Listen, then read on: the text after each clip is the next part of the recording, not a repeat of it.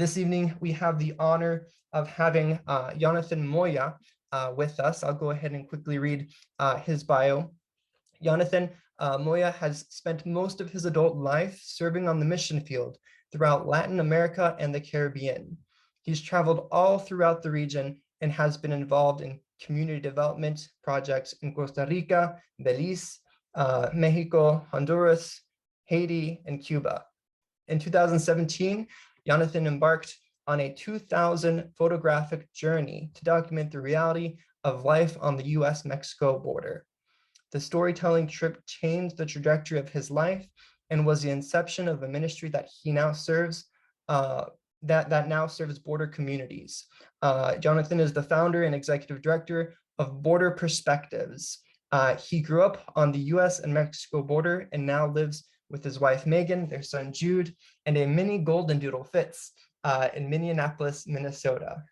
So Yonathan will be joining us tonight and sharing about his ministry and the theological importance of serving migrant communities.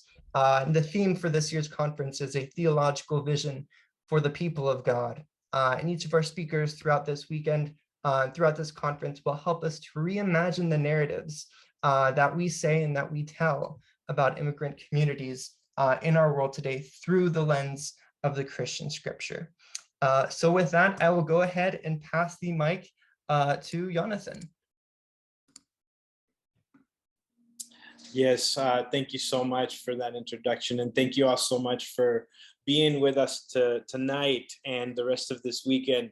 I'm so excited to be a part of just the lineup of contributors and speakers, and I know that a lot of us in many ways are on a journey, and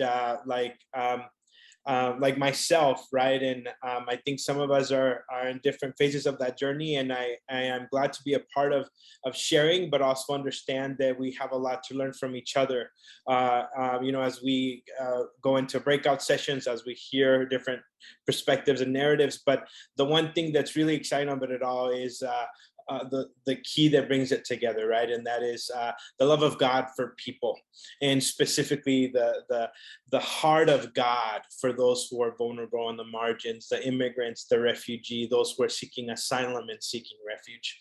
And so my name's Yonathan, and I'm 36 years old. And so maybe I'm a little young for some of you, maybe I'm a little old for some of you, but I'll let you make that determination. I will, my name, as you can see on Zoom here, it's spelled with the Y. And so if you're listening to Spanish, mi nombre es Yonathan Moya. No Jonathan, pero Jonathan. So if you got that difference, Yonathan in Spanish phonetically is spelled with the Y. Jonathan is spelled with the J. So at birth, when my parents were registering me after giving birth in Ciudad Victoria, Tamaulipas, the northern part of Mexico where I was born, and they took me to register, my mom said, I want my son to be called, she wanted Jonathan, but she said Jonathan. So then my name got written with the Y. So that's why my name is spelled with the Y. At the age of 18, my father came to me and said, you know, son, on your registry, it says that your birthday is on Valentine's Day on February 14. And I said, okay. And he said, you know, your mom really wanted a Valentine's baby. And I said, okay. And he's like, you were actually born late in the night on February 13th. But in Mexico, you just go register your son or your daughter after you're in the hospital. So technically you can kind of tell them whatever time or day, or even whatever name you want. So at the age of 18, and my parents tell me my name is misspelled. I grew up with my name being misspelled and my birthday being wrong. Talk to me about an identity crisis. So at the age of 18, I found myself living at the border, specifically in far Texas, right around the McAllen area, the Rio Grande Valley of Texas. And I grew up in a very loving home. My parents have pastored a local church in the Rio Grande Valley for almost 30 years. And my upbringing, I'll tell you, there was days that I wanted to be at church and I wanted to play the drums and I wanted to worship. And there was days also that I was forced to be at church because my parents were the pastors. There was days in those early years of my life that I didn't understand that why at home we spoke Spanish and at school we spoke English, why we ate tortillas at home and we had burgers and spaghetti at school. But it was those early years that really shaped my binational, bicultural, and bilingual upbringing. It was in those early years that I think the Lord was shaping my life to recognize those on the margins, those people who He also loves. The church, the Hispanic church, the Spanish-speaking worship. And so what I didn't know was that at the age of 18, because of my father's discernment, he would literally force me out of the Rio Grande Valley and the borderlands and send me to the Midwest to study at a Bible college in Indiana. When I got to Indiana, everything was different. I was a minority. In the Rio Grande Valley, everybody speaks Spanish. In Indiana, I was a minority. Food was different, language was different, culture was different. And I began to ask the Lord, why did you bring me here? Why did you bring a Mexican-born, person out of Mexico into Texas, grew up on the border, and then you brought me to the Midwest for my adult life? And so I spent about the last 18 years of my life in the Midwest.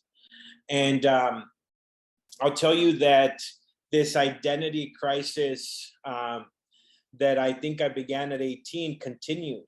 I remember growing up when my parents used to instill in us two very important scriptures, and that was our love for our neighbor that comes from Matthew 22, right? And the greatest commandment, that Jesus talks about loving our neighbor. My parents instilled in us the Great Commission, that therefore we had to go to make disciples of all nations. And I'll tell you that growing up early in my life, I only understood the Great Commission as something that I got to do only when I went, only when I literally physically left the space where I was, but I never understood the Great Commission to be also pivotal and important to where I was. And that was a big difference for me to understand as I grew up. When I ended up in Indiana, shortly in college, that's where I feel like the Lord really did some work in my heart, and I began to really understand God for who He really was for myself, not because of my parents' faith. Through being at Bible school there and doing missions, I got the opportunity to visit Hong Kong and eventually develop ministry partnerships in different communities all around Central America in the Caribbean. And I'll tell you, I did that work for about 10 years. And at the age of 30, I was disillusioned. I felt that God was calling me deeper to something else. And some people and even mentors and people that I confide in said, well, what do you mean God's calling you to more? You're already doing it. But I realized then it was that I knew a little bit of the Haitian culture. I knew a little bit of the Cuban culture. I knew a little bit of my upbringing from Mexico and even a little bit of the Honduran background and culture, because I've worked in those communities. But I was wrestling, but God was wrestling with my heart. Is like, but do you really know their struggle? That caused me to look into my inner struggle. I did not have peace at the age of 30. At the age of 30, I was wrestling with my name being misspelled, my birthday being wrong, and this decade-long work of ministry that I'd been a part of, but it still did not feel fulfillment. And I was wrestling with two questions. One was, am I also created in the image of God? Someone like me, a Mexican-born person who's bilingual, who was born in Mexico, who grew up on the border, who now lives in the Midwest. What is my cultural identity? So those two things were really important to me, my spiritual identity and my cultural identity. So one night I was texting with my siblings. I'm the oldest of 7 kids, typical Mexican family, right? Like big family. So I'm the oldest of 7, and I was texting in a text thread, and I told one of my brothers, I said, Jordan, he was a photographer, and I loved storytelling at the time, and I still do. So what would it look like for us to journey the border, to try and understand the movement of God on the margins? I wonder if there are places like the Rio Grande Valley all along the southern border, in places in states like New Mexico and Arizona and California. I grew up in a 20-mile radius of the border. But think about this, the border is about 2,000 miles long. So I knew that my perspective and my experience of growing up in about 20-mile radius was only a small piece of this larger region. And so I convinced my brother, and he said, I bet your wife won't let you go. I have a lot of ideas I always share. I don't know, maybe some of you also share some of these ideas in your own family with your wives. But I'll tell you what, my wife said, that is a great idea. You need to do that. She said, because if you don't do that, you're going to have an identity crisis. What she didn't realize is that I was already trying to sort through that crisis. So we spent 9 days from Saturday to Sunday of the following week. And we traveled. We landed in Brownsville, Texas, right on the Gulf of Mexico. And we traveled through different communities in South Texas, all the way to El Paso, New Mexico, Arizona, in the California border. And there was a meaningful time in New Mexico where we were driving for several hours just in the desert. And it reminded me of Jesus' time in the desert. And that was a difficult time. And let me tell you, I was very comfortable. We had a rental car, we had water, we had air conditioning, even though it was really hot outside. But it reminded me of the wrestling that Jesus went through his time in the desert. It reminded me of these stories that, to me, they were not part of my migration journey, but are part of many people's migration journey through the desert of our world, through the desert of our borderlands. I remember in Arizona, specifically in Nogales, Sonora in Arizona, we stopped at a shelter called El Comedor on the Mexican side of the border. And we witnessed Jesuit nuns and priests caring and cleaning the wounds and the feet of the men who had just were injured by trying to cross the desert in Arizona. You know that question that I said, well, Lord, what are you calling me into more at that age? At that moment in time, at that shelter called El Comedor in Nogales, Sonora, I felt like the Lord was saying, but are you doing what I'm calling you to do? I've been doing ministry for, that previous decade. And I said, oh my goodness, I felt so convicted because I felt that scripture had come alive in front of my eyes by these priests and nuns cleaning and healing the wounds of the injured, of the vulnerable, of the migrants. And it convicted me. And that is, I think, what the Lord was calling me into, to go deeper and further into that, to understand his heart for all people. Those were just a couple of significant moments from that trip. This is part of the shelter that we were at in Nogales, Sonora, in Arizona. There was a painter there painting the migrant journey through the desert in wooden crosses. We met people who had been recently deported. We met migrants who were attempting, possibly in the following days, a treacherous trek across the desert. Right above the bathrooms of that shelter, there was a photographic painting of Jesus and disciples, and it maybe looked like the Last Supper, but there was women and children, and probably because of the context of that, just migrants. That's where I realized, scripture coming to life as it did in John 13, where Jesus washes the feet of his disciples. And I'll tell you that the 9 days on the border were not hard for me, because like I said, I was very comfortable. I was still in some ways in my comfort zone. We had a rental car, we had hotels, we had food, all of it. The challenging part of that trip came in the aftermath of those 9 days. For a long time, I remember growing up, and my dad said to me, even though I was a Mexican-born citizen, he said, no matter what anybody tells you, you're an American. My dad went to be with the Lord a year and a half ago. And I now realize that he was trying to shelter me. He was trying to protect me. He was trying, to not provoke division, or maybe dissatisfaction, or maybe disillusionment, dissolution in my own life.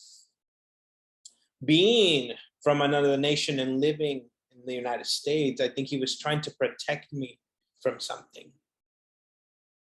But I wrestled with the biblical understanding of migration after the trip, as I continued to learn more and more and more about the nuance and complexity of the borderlands.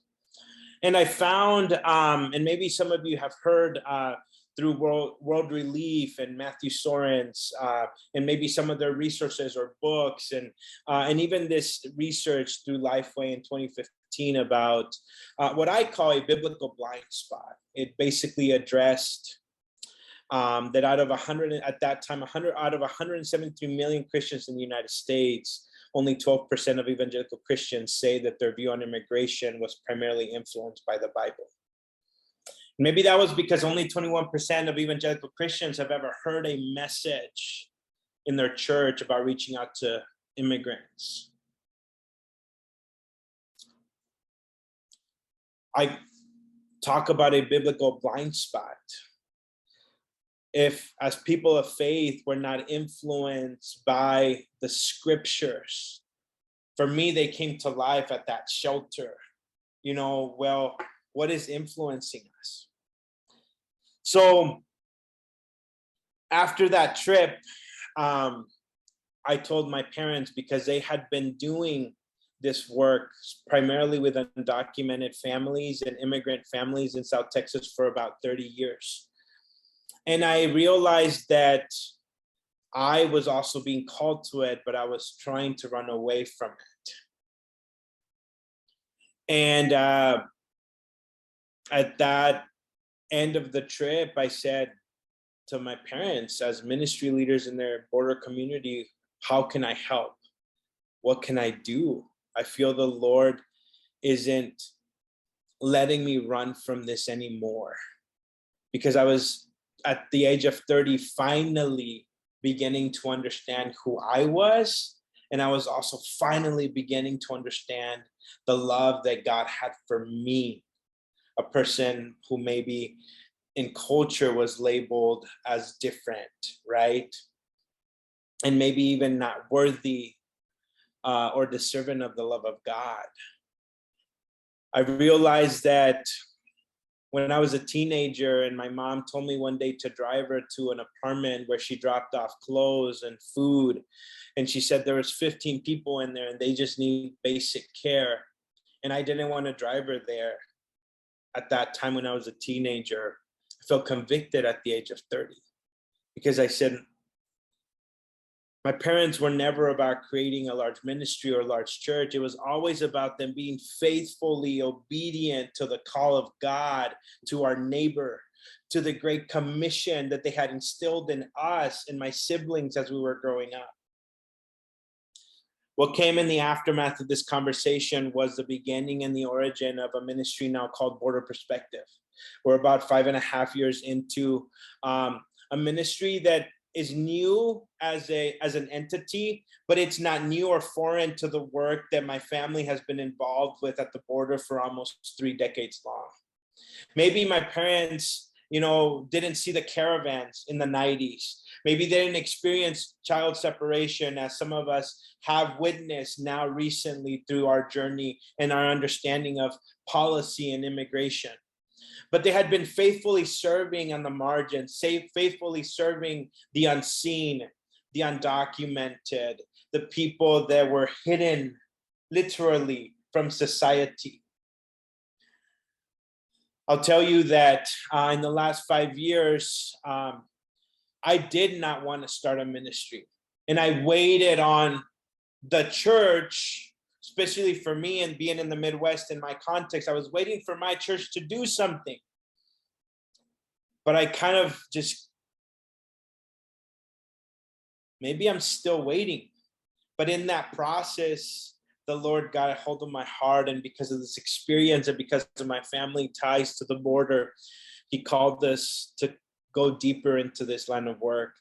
Did not know that in the coming years, there was going to be an unprecedented number of migrants coming in caravans, asylum seeking, increasement at every border entry across the entire US and Mexico border, that there was going to be family separation, and that we had to spiritually be present with people in their grief, in their trauma, and in their sorrow. There's a lot of physical need all along the US-Mexico border, but as a ministry, as people of faith, there's one big message that we can give to people, and there is a certain comfort that only Jesus Christ provides, and that is when we are present and in proximity to those who are hurting. At the age of 30, I was searching for peace in my own life and answers to this cultural identity and spiritual identity that I was longing for. And I realized one day at a migrant camp in Reynosa, Tamaulipas, right across the McAllen border, that the migrants who were coming through this physical journey through many nations and fleeing a lot of various persecution or gang-related issues, violence, and they had this perception of the American dream, and they were coming to the United States because they saw that maybe life could be different here. I realized that I was like them. They were also like me, searching for peace. Maybe we've been painted this picture of the American dream or making an extra dollar as that is the fix to our lives. But as a person who understands and was raised to believe God in the spiritual realm and understand God in the spiritual context, I understood that we're all longing for that peace. It doesn't matter our circumstances. It doesn't matter if you're part of a caravan or if you're, an American citizen living comfortably in the United States. I realized our mutuality. I realized our similarities. I realized that we are both uniquely made in the image of God and created in the image of God, and most importantly, loved by God.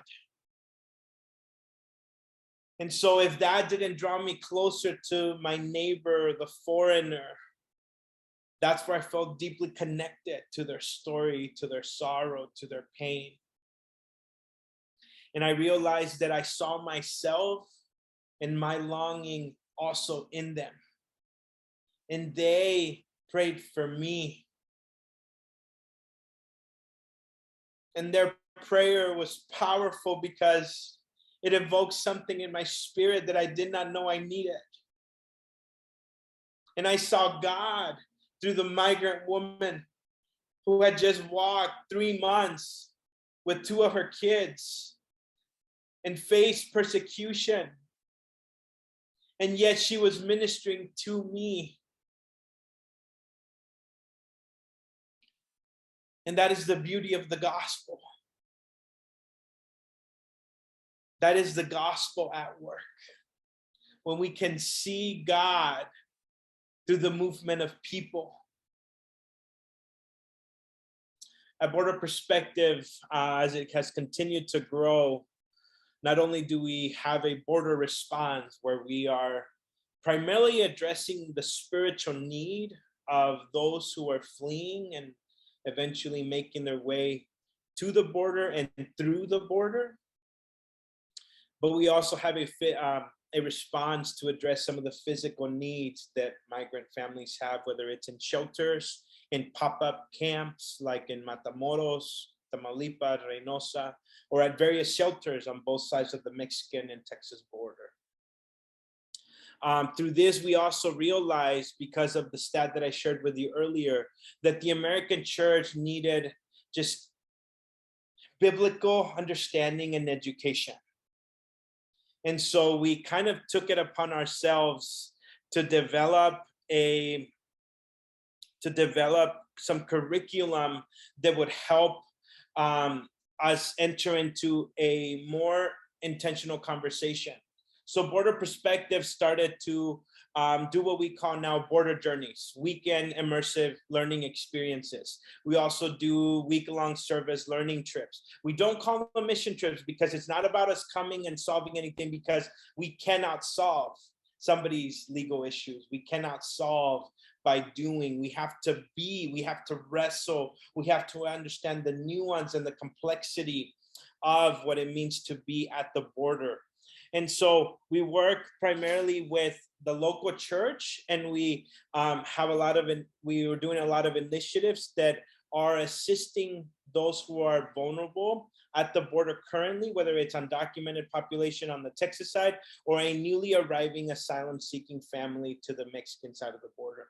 And then we also work with a larger, broader, the American church, that come and we immerse them, and they come to learn about the movement of God in unknown places like the border. So we developed a 5-day devotional. This 5-day devotional is an exploration of God's heart for the foreigner.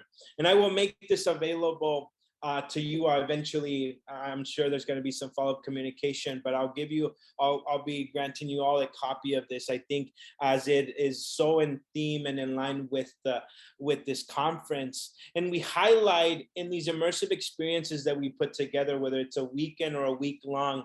Have we ever thought about the Prince of Egypt, Moses, this iconic Bible character, as a sojourner?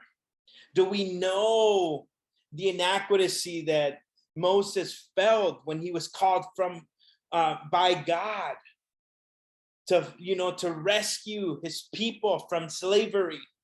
Have we seen this from an immigration perspective? Have we ever understood or seen the story of Ruth, also a very heroic figure in the Bible as a foreigner? Her calling by God to a foreign place.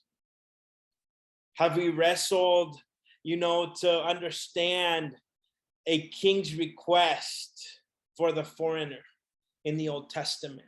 So it's full of scriptural tidbits and nuance, but also that we can understand the heart of God for all people through stories that, think about it, we grew up learning about these stories in BBS and Kids Club and Sunday school, right? And maybe that's all we know them by. And maybe we know them by the films, but do we know them by how God intended, which is the movement of his people to other nations? And therefore the legacy of the gospel was carried from one heroic individual and heroic figure to another, and it was passed down through the lineage of generations.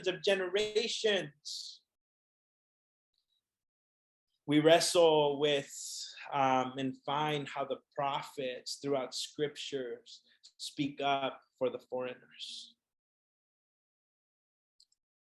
And then the last day, we uncover the story of Jesus and how he is for the foreigner. And in many ways, we also realize that Jesus himself was a foreigner, just like we are a foreigner in this world. And therefore, that doesn't make us that much different than one another. It doesn't make us that much different than those who are physically fleeing natural disasters or persecution or war. But it brings us to proximity with each other, and it allows us to understand our mutuality through the gospel. And so I was so excited to be a part of this conversation. And because we've spent the last 5 years creating resources around a biblical understanding for the heart of God to all people. We do the work at Border Perspective is holistic in the sense that it's about not fixing anything, because politics and policy, right, are out of our control. But it's about us being present with those who are hurting, with those who are longing for peace that only Jesus can bring, for that peace, for that healing that only Jesus can provide. And at the same time, as we're witnessing these, as we're wrestling with the nuance and the complexity of the border, we're realizing that God is doing work within us. He is challenging our own perspectives. He is challenging our own understanding of these iconic Bible heroes that we thought we knew, but maybe didn't know through the lens of migration. And I'll tell you that 9-day trip 5.5 years ago changed the trajectory of my life. If I could, in my own strengths, I probably would still be fleeing like Jonah, and maybe I would someday be in the belly of a whale. But the Lord got a hold of my heart, and he says, this is the type of work that you need to be a part of. Along my parents, along my mom now as a local pastor, because we lost my dad, and their faithfulness. And I now know that the 30 years that they devoted to their ministry on the border was for such a time as this, for the next generation, which is their kids, to tackle and to continue to spread the good news of the gospel, not just for the sake of conversion, but for the sake of healing, for the sake of compassion, for the sake of empathy, and for the sake of understanding one another, but most importantly, understanding God himself. And so this is some of the convictions. This is some of the work, hard work and sacrificial work that we get to do. And in many ways, I'll tell you now that it is some of the most rewarding yet difficult task in ministry, because there's a lot of nuance, and you all know the nuance that I talk about. You all know the opposition that I talk about, and it's often harshly also from people of faith. But I ask the question, maybe it's because we're part of that biblical blind spot that I mentioned earlier, because we don't have a full understanding of God's heart for all of us. So thank you so much for this opportunity. Thank you. I appreciate you all listening, and I will pass it on to our host now. Thank you so much, Jonathan. Let's go ahead and give him a round of applause. I know we are all muted, but if we were in a room together, I know it would be a roar for what you've just shared with us. And thank you for, just thank you for saying yes to God's call on your life, to accept the challenge. Usually the things that we are called to are oftentimes the thing that we feel the least qualified to do, or that we don't want to do. And yet it's in those same places that God uses us the most powerfully. And I see in that ministry of Border Perspectives, the hand of God moving and working here in our country and our world in a way in which is desperately needed. So thank you for saying yes to that calling. Thank you. I want to open up, have a time for us to have a conversation and a discussion with Jonathan. If anybody has a question or a thought or a reflection that they'd like to share, word of appreciation to Jonathan, please feel free to raise your hand. Now is the time to ask any questions you may have. So you can do so by raising your hand using the clicking on the reactions button at the bottom of your Zoom screen and clicking the raise hand button, or you can put your question in the chat section as well. So we'll go ahead and give a moment for somebody to raise their hand, and then you will be unmuted.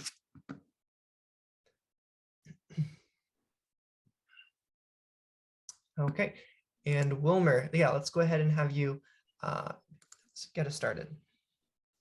Hey, Jonathan, thank you for your participation. Quick question is, what is the common thread you see between all your different life moments, right? What is the thing that you see common happening and that has become like that, thread connecting everything?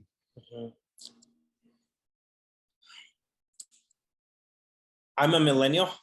I don't know if I should start it with that, right? But I think that my parents have lived, and so they're a generation, right? Obviously older than me.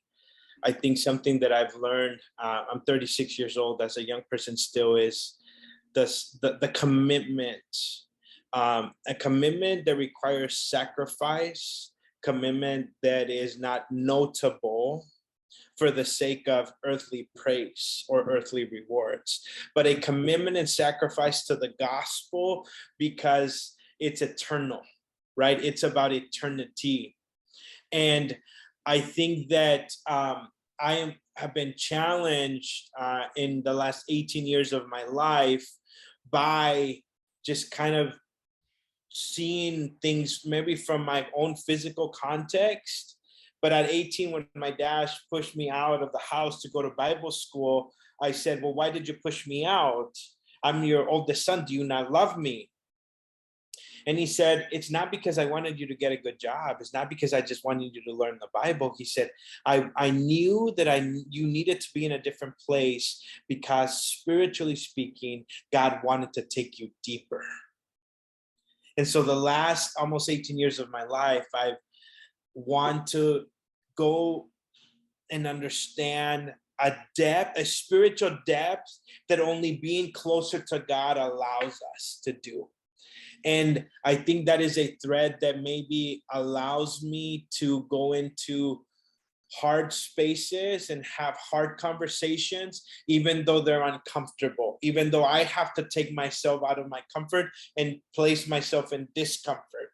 But I know that God works in those ways, and he has since the age of 7 when I left Mexico and moved to Texas, and the age of 18 when I was taken from Texas and my dad sent me to Indiana, and then all that those 10 years of going to work in different countries, and then the last 5 years on the border.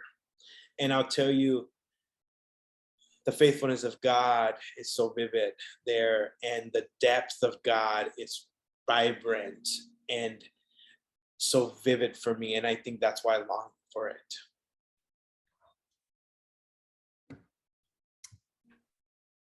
Thank you, Wilmer. Any other questions or comments that anybody would like to make? Yes, Cindy, let me go ahead and unmute you. Hello, this is Cindy Wu. I'm calling from Houston, Texas. And Jonathan, thank you so much for sharing your story. I really appreciate what you said about the border perspective trips, where you're not calling them mission trips because you're not going to do something and fix a problem, which I think in the West, a lot of times when we conceive of mission trips, it's I have to do something. But I'm really curious, after seeing what's going on at the border, have you heard of any practical, tangible acts that some of the participants have engaged in? Like, how has it changed them? Yeah, that's a really great question. I'll try to share a link here or maybe in the follow-up research, it'll be easier for me, so I can just share with you now. But we started earlier this year, as we turned 5 years old, I started compiling impact stories. And I'll tell you briefly 3 stories. One pastor chose to speak about immigration in a large church, the largest church in the state of Washington. They came on a trip. They literally brought 5 different trips with us in the last 6 months, the first 6 months of 2022. So talk about like,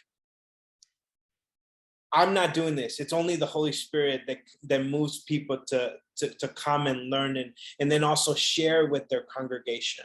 I can't do that. I can't make a pastor say, I want you to speak about immigration from a biblical context, but the Spirit can. A mother from Michigan signed up to become a foster parent for unaccompanied children. She actually signed up she was thinking she would get a Spanish-speaking, kid or a child, but she actually ended up hosting 2 brothers from Afghanistan in the last 3 months. We had another young couple, have a heart for missions and refugees specifically. They came on a trip last year, and they moved back home, and they said, we have to get a bigger house, but we can't afford it. So they invited another couple from the church who also loved refugees, and they said, we're going to go in together, we're going to rent a bigger house, and we're going to connect with our local agency that serves refugees, and we're going to say we can host refugees in our homes. So a lot of what's happening at the border is focused on the border. But what I challenge people with to say is that just like refugees are coming from various nations of the country, asylum-seeking families that are at the border are not staying at the border. So therefore, the church has to be alert. The church has to be willing to respond and make ourselves uncomfortable in some ways, right? Speaking in front of our congregation, opening our home for maybe an unaccompanied minor, maybe changing our lifestyle in our secure 1-bedroom apartment that's just for us, and maybe, and they said we're going to get a bigger place because we can host people where we are, because the Great Commission is not just only about coming to Texas and serving migrants there, but it might be also about opening our home, maybe getting a larger home and opening that space where we are. I'll tell you that those 3 stories are highlights. And I'll tell you that it is only by the grace of God, and that is the faithfulness of God, that he uses his Spirit to mold and change hearts through experiences that we get to cater and put together. But we're not there to change. We can't make those changes happen. Only the Holy Spirit does. Thank you, Yonathan. Let's have Alejandra. Go ahead and go next.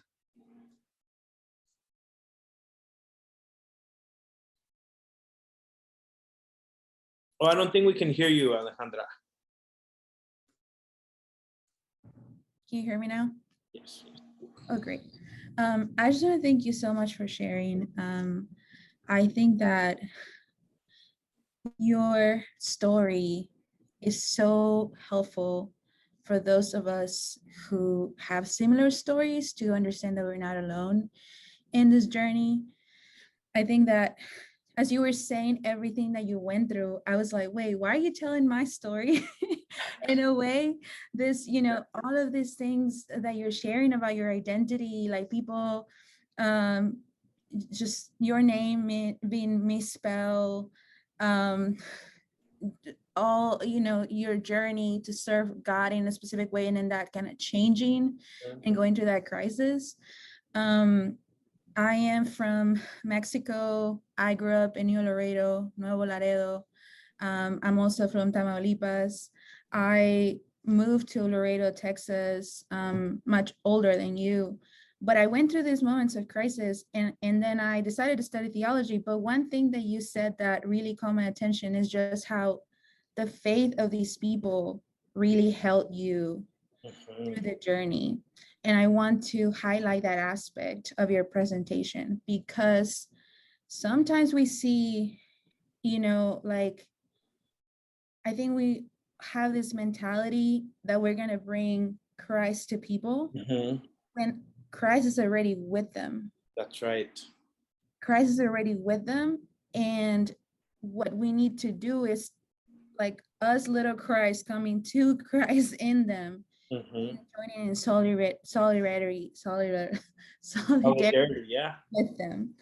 And I think I want to highlight that part is more like a comment, and maybe you can expand a little bit more on that, but it is just beautiful because in my own journey, in my own moments of crisis, in my own process of deconstruction, in my own inquiry of all these aspects of faith and seeing the reality of the world that we live in, I think what really saved me, and that's a big word, was the faith of these migrants, and to see God in them, and to see the way that they perceive God, and the way that they see God in the little things.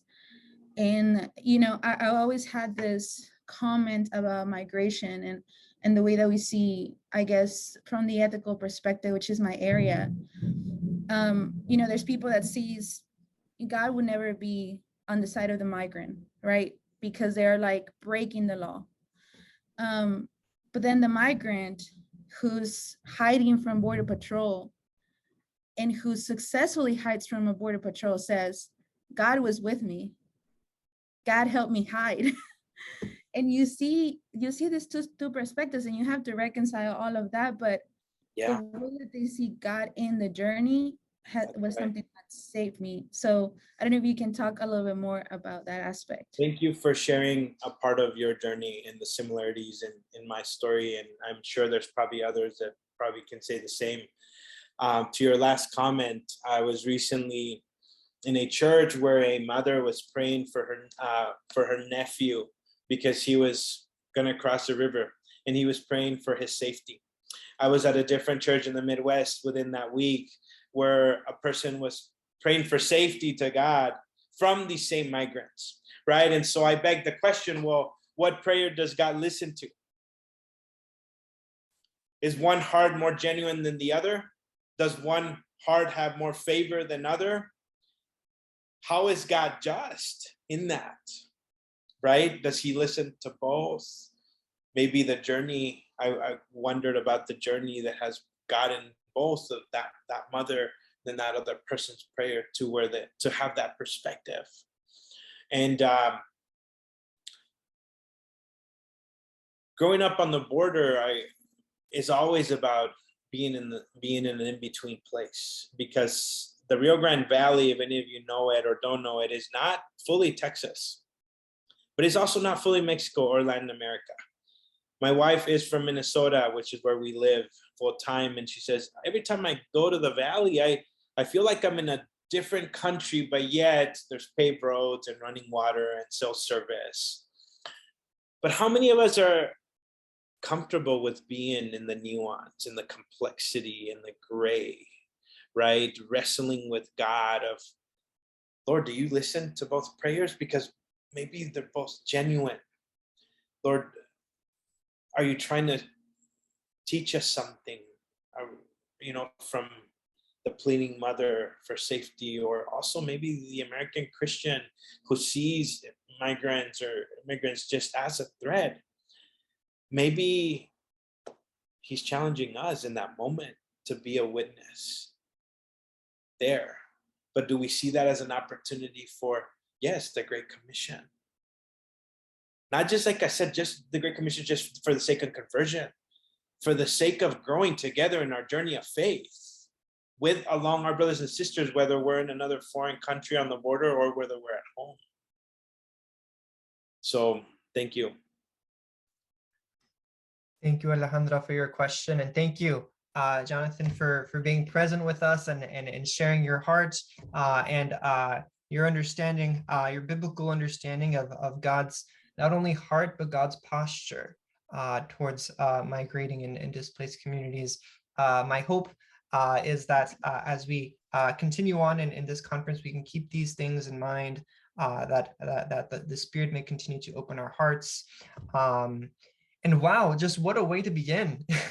What a way to get us started this evening. It's been such a blessing to have you here. So thank you for being here with us.